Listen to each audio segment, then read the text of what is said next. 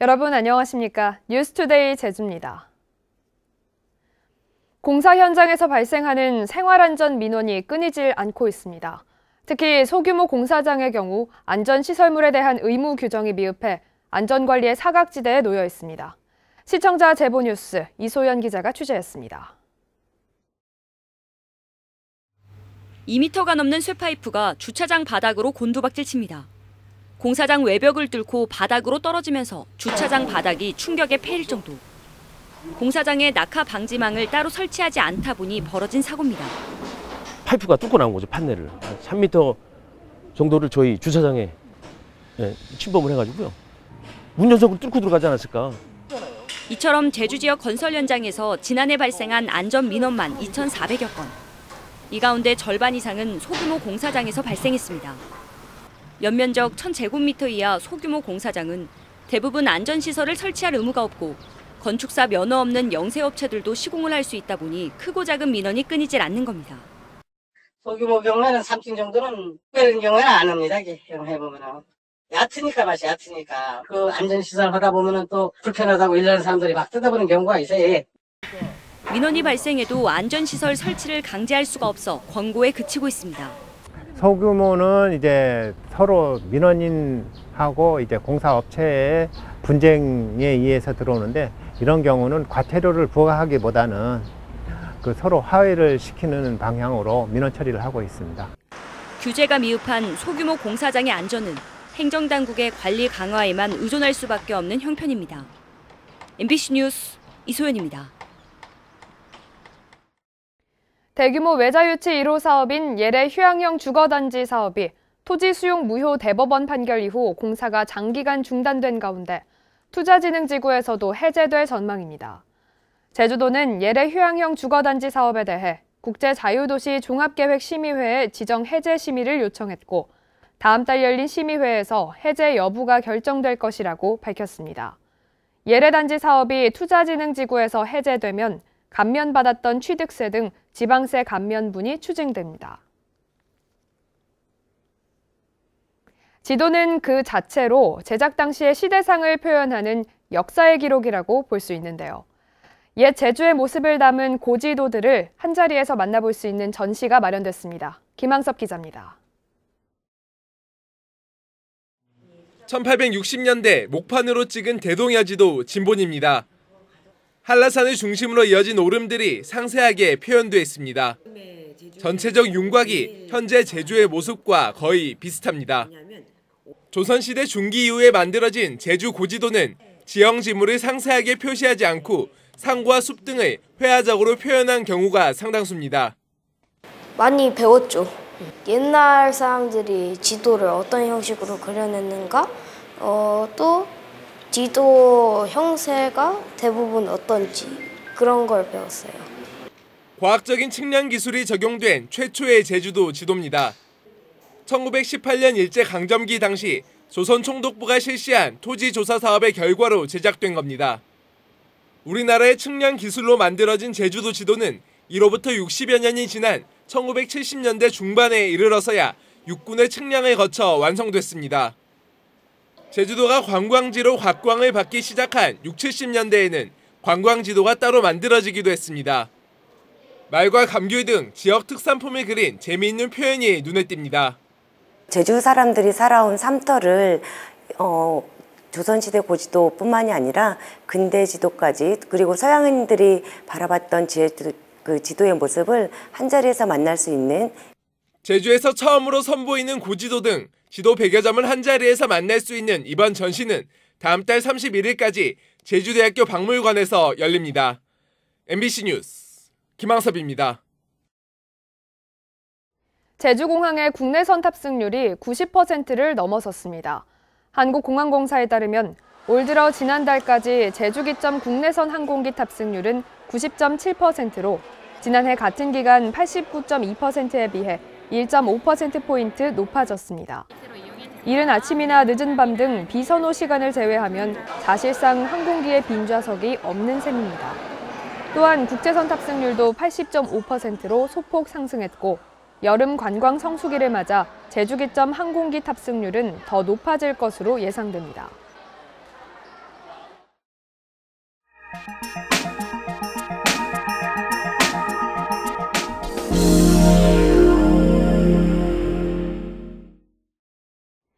전국 대부분이 도시재생은 정부나 행정기관에서 주도하고 있습니다. 관건은 도시재생이 주민들의 자생적 도시재생으로 확산되느냐 하는 것입니다. 여수 박민주 기자가 보도합니다. 순천시 금곡동 청수골입니다. 120여 가구가 살고 있는 청수마을은 순천 원도심의 대표적인 산동네입니다. 이곳은 지난 2015년 국토부의 도시재생 사업에 선정되면서 변화가 생겼습니다. 지금까지 국도비와 시비 68억 원이 투입돼 생활 환경이 개선된 겁니다. 올해로 사업이 마무리되는데 관건은 주민들의 자생적인 도시재생. 주민들은 청수골 커뮤니티 센터를 통해 마을 협동조합을 구성했습니다. 주민들이 직접 수제 전통 과자를 만들고 식당 카페를 운영해 자체적인 수익 모델을 추구하고 있습니다. 운영 1년을 넘기면서 모은 적립금은 행정 지원이 중단된 이후 자생적인 사업에 활용한다는 계획입니다. 행정에서 도와주지 않아도 주민들이 자율적으로 이것을 계속 이어갈 수 있는 그런 자금을 마련하려고 한 1억 5천 정도의 적립을 해가지고 마을 협동조합 사업은 청년 일자리도 연계 추진하고 있습니다. 도심이지만 산비탈 고지대로 거주 환경이 열악했던 원도심 마을. 정부나 행정기관 주도의 도시 재생이 자생적 도시 재생으로 확산되는 가능성을 시험하고 있습니다. MBC 뉴스 박민주입니다. 한국수력원자력이 물의 낙차를 이용해 발전하는 양수발전소를 전국에서 공모했는데 유치에 나선 충북 영동군이 후보지로 최종 선정됐습니다. 공사비만 8,300억 원, 1조 원이 넘는 생산 유발 효과가 기대된다고 합니다. MBC 충북 정재영 기자가 보도합니다. 양수발전소 건설 예정지는 영동군 상촌면 고자리와 양강면 산망리 일원입니다. 두 개의 댐을 세우고 2.5km 길이의 땅속 수로를 뚫는 등 공사비 8,300억 원이 투입됩니다. 이 가운데 70%가 지역에서 쓰여 1조 원이 넘는 생산 유발 효과와 약 6,800명의 고용 효과를 낼 것으로 분석됩니다. 그동안 영동을 비롯한 4개 시군이 주민 서명운동을 벌이며 유치전에 뛰어든 이유입니다. 신규 양수발전소 건설 후보 부지 평가 결과 1순위 영동군, 2순위 홍천군, 3순위 포천시가 선정되었습니다. 양수발전소 건설은 충청권에서 처음, 공사비 외에도 공사기간 동안 158억 원, 가동이 시작되면 연간 5억 원의 지원금이 60년 동안 지급되고 연평균 7억 원 이상의 세수 유입도 예상됩니다. 영동 경제가 상당히 어려운데 이걸 계기로 해서 경제의 발판을 삼아야 되겠다는 생각을 갖고 있고요. 식당, 여관, 전부 다 활력소가 될 겁니다. 레인보우 힐링타운 등 지역 자원과 연계해 관광 벨트를 조성할 계획을 세운 영동군. 희생을 감수해야 하는 수몰민들을 위해 최상의 이주 대책과 지원 방안을 마련하겠다고 약속했습니다. 그분들을 소홀하게 대할 생각은 전혀 없습니다. 제가 군수직을 걸고라도 또 한수원 관계자들과 잘 협력을 해서 그분들이 정말로 소홀함이 없도록 최선의 노력을 다할 생각입니다. 한수원은 환경 영향평가 등을 마친 뒤 오는 2029년까지 500메가와트 용량의 발전소를 지을 계획입니다. MBC 뉴스 정재영입니다.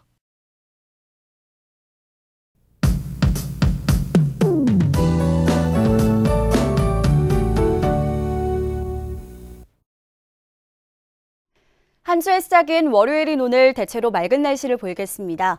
오늘 아침 기온 19도로 선선하겠고요. 한낮에는 25도까지 오르면서 어제와 비슷하겠습니다.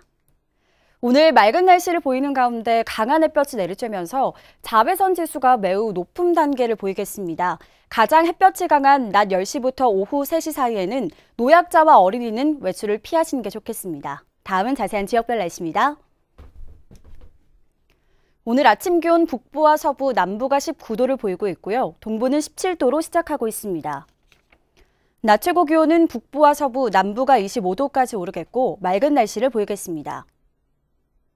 이 시각 섬 지역은 대체로 맑은 날씨 보이고 있고요. 현재 기온 17도 선에서 시작하고 있습니다.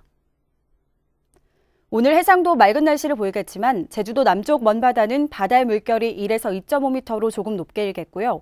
모레까지 바람이 강하게 불겠습니다. 항해나 조업하는 선박은 주의하시기 바랍니다. 현재 제주공항은 맑은 가운데 항공편은 지연 소식 없이 정상 운항되고 있습니다.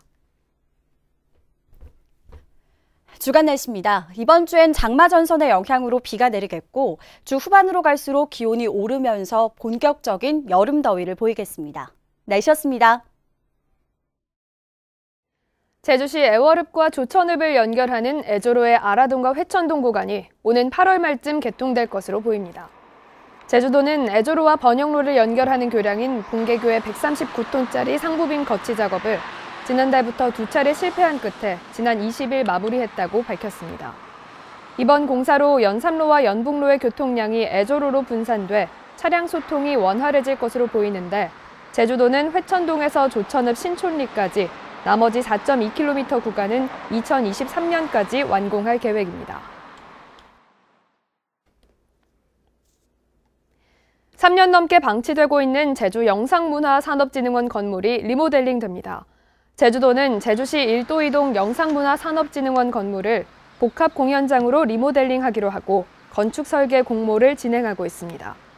지난 1996년 준공된 건물은 지붕 누수와 안전 문제가 제기돼 3년 전부터 일부가 사용되지 않고 있으며 설계가 끝나면 내년까지 사업비 100억 원을 들여 복합 공연장과 문화 콘텐츠 업체를 위한 창업 공간으로 꾸밀 계획입니다.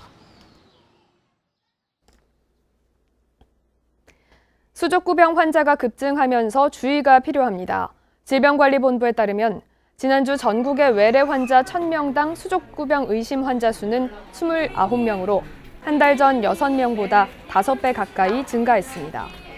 수족구병은 발열과 입안의 물집, 손과 발에 수포성 발진 등의 증상이 나타나며 면역력이 약한 영유아는 뇌수막염이나 뇌염이 동반될 수 있어 집기류 소독과 손 씻기 등 위생관리에 주의해야 합니다.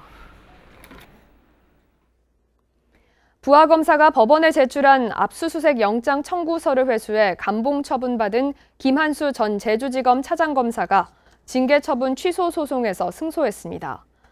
서울행정법원 행정 1부는 김 전 차장이 법무부 장관을 상대로 낸 징계처분 취소 소송에서 감봉 처분을 취소했습니다. 김 전 차장은 2017년 6월 제주지검 근무 당시 부하검사가 법원에 낸 압수수색 영장 청구서를 주임 검사에 알리지 않고 회수했다가 법무부가 감봉 1개월 처분을 내렸습니다.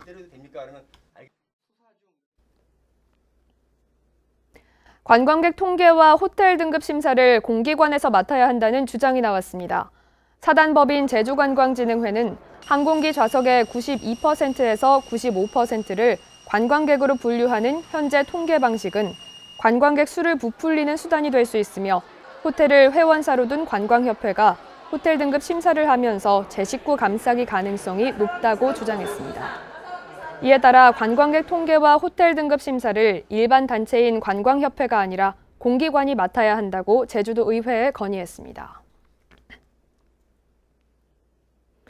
제주도가 장마철을 대비해 통로 암거에 대한 일제 점검을 실시한 결과 4개 노선 7개 구조물에 미미한 손상이 발견됐다고 밝혔습니다. 손상 내용은 날개벽 콘크리트 방락으로 인한 일부 철거 노출과 스테인레스 배수바지 충격으로 인한 일부 파손 등으로 내년 예산을 확보해 보수할 계획입니다. 한편 통로 암거란 도로나 철로 밑에 있는 콘크리트로 사람이나 차량이 통행할 수 있도록 박스같이 만든 시설물입니다. 교통사고로 인한 사망자가 늘었습니다. 제주지방경찰청에 따르면 올 들어 지난달까지 제주 지역에서 교통사고로 숨진 사람은 33명으로 지난해 같은 기간보다 6.5% 증가했습니다. 사망사고 유형은 차대의 사람이 16명으로 절반을 차지했으며 특히 65세 이상 노인 사고가 15명으로 가장 많았습니다. 한편 올 들어 지난달까지 전국 교통사고 사망자는 지난해보다 10% 감소했습니다.